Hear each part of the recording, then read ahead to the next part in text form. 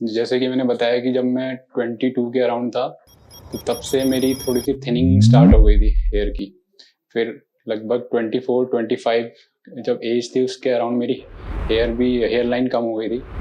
मेरे total 2500 grafts लगे थे और जो टेक्नीक थी वो क्यूएचटी थी, क्विक हेयर ट्रांसप्लांट। फ़ॉलो-अप जो क्यूएचटी का है वो मुझे बहुत अच्छा लगा। ये लोग अच्छे से आपका ट्रांसप्लांट के बाद भी बहुत केयर करते हैं। आपको टाइम टाइम पे कॉल्स आते रहेंगे। और जहाँ बात आती है अफोर्डेबिलिटी की, तो अकॉर्डिंग टू मी मुझे तो बहुत अफोर्डेबल लगा।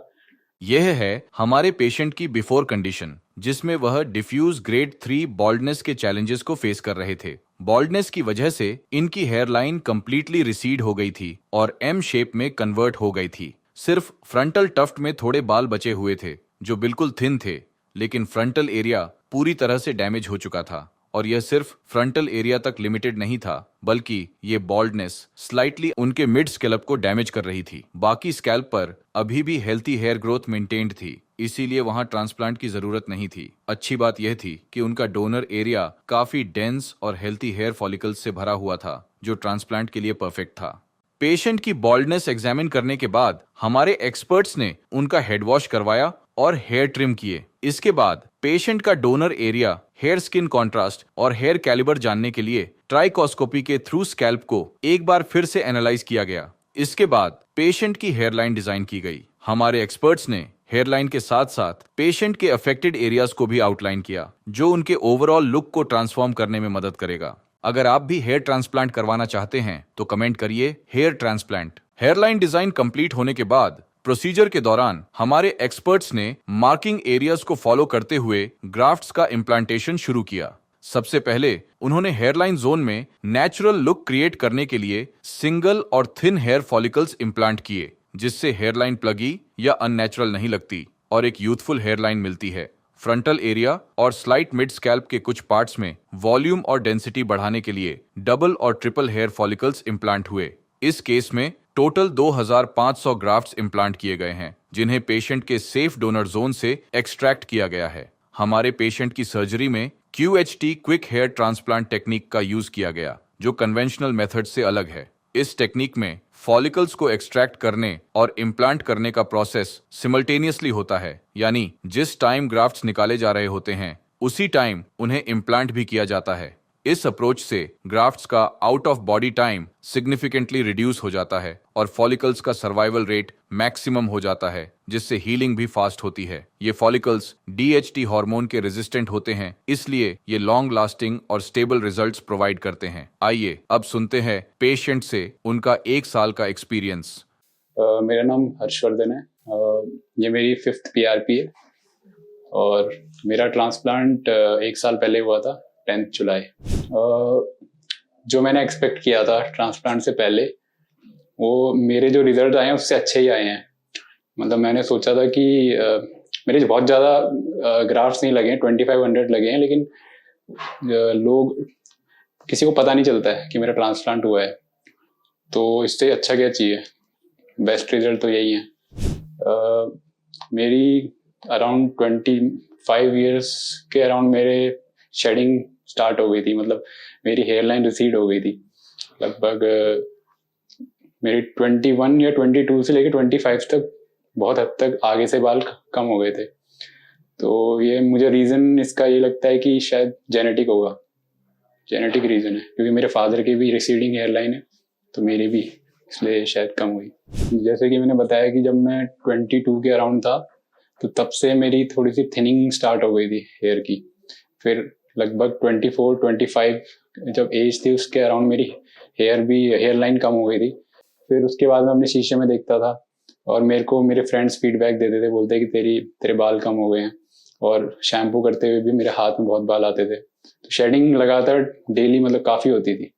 तो मेरी लाइफ में जो इफ़ेक्ट्स हैं कंपेयर टू पहले जब मैंने ट्रांसप्लांट नहीं करवाया था, तो मुझे तो बहुत ज़्यादा चेंज दिखा। पहले तो ये कि जो मैंने बताया था कि मेरे फ्रेंड्स ने मुझे फीडबैक देते थे, बोलते थे कि तेरे बाल कम हो गए हैं। कोई कोई तो मेरे को गंजा ही बोलता था।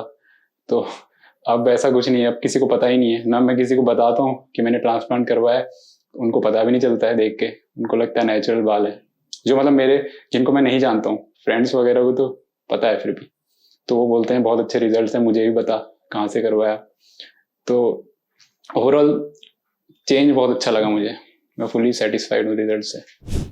जब मैं रिसर्च कर रहा था कि मुझे जब मैंने बिल्कुल ये तय कर लिया था कि मैं ट्रांसप्लांट करूंगा, तब मैंने फिर थोड़ी रिसर्च स्टार्ट करी। मैंने यूट्यूब वगैरह में वीडियोस देखी, मैंने इंटरनेट में सर्च किया, तो मुझे जो टॉप में जो मिला मेरे घर के आसपास और इंडिया में लगभग जो जिसकी बेस्ट रेटिंग थी, कमेंट्स मैंने पढ़े, लोगों के फीडबैक पढ़े, तो मुझे क्यूएस्ट का फीडबैक बहुत अच्छा था, तो लोग सभी उसकी तारीफ कर रहे थे, तो इसीलिए मैंने उसी को सेलेक्ट किया। उसका रीज़न एक तो ये है कि उनके रिजल्ट बहुत अच्छे थे, उनकी मैंने वीडियोस देखी थी हेयर ट्रांसप्लांट रिजल्ट्स की, और उसके बाद मैंने उनसे उनको कांटेक्ट किया क्यूएसटी को, और उनसे मैंने कंसल्ट किया और मुझे कॉस्ट इफेक्टिव लगा, तो इसलिए मैं क्यूएसटी आया ट्रांसप्लांट के लिए। तो जो मेरा ट्रांसप्लांट वाला डे था, मैं उस दिन यहाँ आया।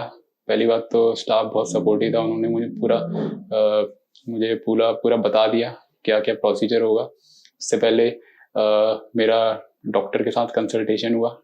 डॉक्टर ने मेरी पहले हेयर लाइन डिसाइड करी कैसी होगी, मुझे दिखाया, फिर मेरे से पूछा सेटिस्फाइड हो, तो मुझे भी वो सही लगी।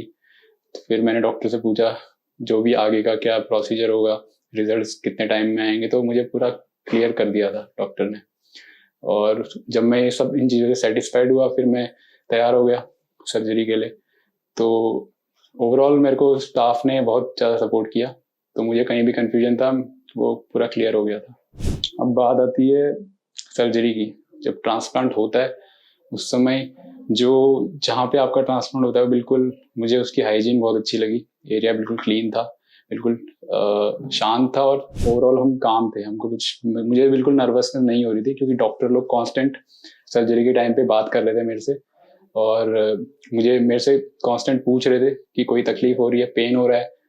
तो मुझे पेन तो नहीं हुआ, क्योंकि प्रोसीजर के ड्यूरिंग प्रोसीजर वो लगाते हैं, एनेस्थीसिया वगैरह लगाते हैं, तो वो हमसे पूछते रहते हैं कि आपको पेन हो रहा है, तो अगर हो रहा है तो उसी हिसाब से वो उसको ऐसा करते हैं कि पेन ना हो। और बाकी रिफ्रेशमेंट्स वगैरह वो बीच में पूछते रहते हैं, आपको भूख लगी है, आपको प्यास लगी है, आपको वॉशरूम जाना है, तो ये सब चीज़ें आप खुल के बता सकते हैं उनको, वो पूरा सपोर्ट करेंगे आपको। मेरे टोटल 2500 ग्राफ्ट्स लगे थे, और जो टेक्निक थी वो क्यूएसटी थी, क्विक हेयर ट्रांसप्लांट। मैंने ये वाली इसलिए चूज़ करी क्योंकि पहली बात तो मैंने ये क्यूएसटी क्लिनिक है, यहाँ मैंने देखा था कि ये जो प्रोसीजर करते हैं क्यूएसटी के थ्रू भी करते हैं। इनका ये बहुत फेमस है, क्योंकि इसमें आपका क्या रहता है कि जो ट्रांसप्लांट का जो प्रोसीजर होता है बहुत शॉर्ट होता है ड्यूरेशन में, उससे आपका ओवरऑल जो रिजल्ट होते हैं वो अच्छे आते हैं। जितने आपके ग्राफ्ट्स लगेंगे लगभग सारे सर्वाइव करते हैं, क्योंकि कम ड्यूरेशन में आपका ट्रांसप्लांट हो जाता है, तो इसलिए मुझे अच्छा लगा, इसलिए मैंने चूज़ करा क्यूएसटी। तो जब मेरा ट्रांसप्लांट पूरा हो गया, फिर मुझे स्टाफ ने और डॉक्टर ने मुझे पूरा ब्रीफ कर दिया था कि क्या क्या करना है, पोस्ट ऑपरेटिव ऑपरेशन के बाद क्या क्या मेरे को प्रिकॉशंस लेने हैं। तो जैसे कि जो ये सर्जिकल कैप होती है मुझे हमेशा पहन के रखनी है, और सेकेंडली ये जो सेलाइन सॉल्यूशन होता है हर एक घंटे में मुझे स्प्रे करते रहना है ताकि हाइड्रेटेड रहे। और उसके बाद कुछ भी वर्कआउट अवॉइड करना है जिससे कि स्वेट आए, और धूप में जाना या बाहर जाना अवॉइड करना है कुछ दिनों तक। और जो मेडिसिन इन्होंने दी हैं जो पेन वगैरह रिड्यूस करती हैं, या जो भी ये जो भी मुझे सप्लाई करी है मेडिसिन, वो टाइम पे लेनी है, तो मैंने सारे प्रिकॉशंस लिए। ओके, फॉलोअप जो क्यूएचटी का है वो मुझे बहुत अच्छा लगा। ये लोग अच्छे से आपका ट्रांसप्लांट के बाद भी बहुत केयर करते हैं, आपको टाइम टाइम पे कॉल्स आते रहेंगे। जैसे ही आप ट्रांसप्लांट करा के घर जाएंगे, आपको उसके अगले दिन आपको रिमाइंडर आएगा कि आपको सारे प्रिकॉशंस क्या क्या फॉलो करने हैं, और आपको एक रिटन इंस्ट्रक्शन तो मिलते हैं, लेकिन वो लोग वर्बल भी आपको बताते हैं क्या क्या करना है और क्या क्या चीज़ें अवॉइड करनी है, जैसे आपको तला भुना ये सब नहीं खाना है। तो और 5th डे आपको वापस कॉल आएगा जिसमें वो आपको बोलेंगे कि आपको कोई परेशानी तो नहीं है, आपको पेन तो नहीं है, और आपसे फोटोज मांगेंगे ताकि वो रिजल्ट्स वगैरह देखें कि सब कुछ ओके है कि नहीं। फिर उसके बाद आपको बताया जाएगा कि हेड वॉश करना है 5th डे। फिर ये सब आपका हो जाएगा, फिर आपको 1 महीने के पहले आपको पीआरपी के लिए कॉल आएगा, आपको बोलेंगे, फिर से आप अपनी फ़ोटो शेयर करेंगे, फिर आपको पीआरपी के लिए यहाँ आना पड़ेगा, और पीआरपी में भी सेम आपका जो ओवरऑल एक्सपीरियंस अच्छा रहेगा। आपको बहुत टाइम नहीं लगेगा, आपका मैक्सिमम हाफ एन आवर या 1 घंटे में पूरा हो जाएगा। उसके बाद अपना आप कंसल्ट कर सकते हैं डॉक्टर से, फ्री कंसल्टेशन है। डॉक्टर आपको कोई भी परेशानी है आप बता सकते हो डॉक्टर को। और ये आपका जो फॉलोअप हर महीने लगभग हर स्टार्टिंग में जैसे पहले महीने में आए एक आपको कॉल आएगा, फिर आपको सेकंड मंथ भी आएगा, थर्ड मंथ आएगा। उसके बाद आपको ये फिक्स्ड इंटरवल में कॉल करते रहेंगे, आप अपनी फ़ोटो शेयर करते रहेंगे और वो आपको वहाँ से फीडबैक देते रहेंगे। और बाकी अगर आपको कभी भी कोई प्रॉब्लम है, आपको कोई डाउट है, तो आप कभी भी कॉल कर सकते हो। अब जो आपकी हेयर ट्रांसप्लांट जर्नी होती है, इसमें सबसे इम्पोर्टेंट जो फेज़ आता है वो आपका शेडिंग फेज़ आता है। मोस्टली सभी का आता है, मेरा भी आया था। तो मेरा लगभग अराउंड आफ्टर 2.5 मंथ्स, 2.5 महीने के बाद मेरे शेडिंग फेज स्टार्ट हो गया। मेरे हेड वॉश करते हुए या अगर मैं सर पे हाथ भी लगाता था तो मेरे बहुत सारे हेयर शेड होते थे, और मुझे शीशे में देख के पता लगता था कि बाल बहुत कम हो गए। फिर 3 महीने के आसपास लगभग मेरे जो मैक्सिमम शेडिंग हो गई थी, जितने लगभग 80% मेरे शेड हो गए होंगे हेयर जो मेरे ट्रांसप्लांट हुए थे। तो उस समय आदमी थोड़ा सा हो जाता है, थोड़ा सा घबरा जाता है कि यार ये मेरा फेल हो गया, क्या हो गया। लेकिन क्योंकि मैंने इतने सारे रिजल्ट देखे हैं और मैंने वीडियोस देखी थी, और बाकी मेरा फॉलोअप चल रहा था क्यूएचटी के साथ, क्लिनिक के साथ, तो उन लोगों ने मुझे पहले ही बता दिया था। जब मेरे 2 महीने जब हुए थे, उन्होंने बोला था सर आपका शेडिंग फेज अभी स्टार्ट हो सकता है, तो आपको घबराना नहीं है, आपको कोई प्रॉब्लम होगी आप शेयर कर सकते हैं। तो इसलिए मुझे उतनी ज़्यादा कोई प्रॉब्लम हुई नहीं, क्योंकि 3 मंथ्स के आसपास मेरा शेडिंग स्टार्ट हुआ। फिर 4 महीने के आसपास मेरे वापस हेयर ग्रोथ आ गई। फिर मैं थोड़ा कॉन्फिडेंट हो गया था। फिर उसके बाद मेरे रिजल्ट्स तो आते रहे। तो मैं सभी को सजेस्ट करना चाहता हूँ, जिनको भी ये दिक्कत है कि उनकी हेयर लाइन कम है, या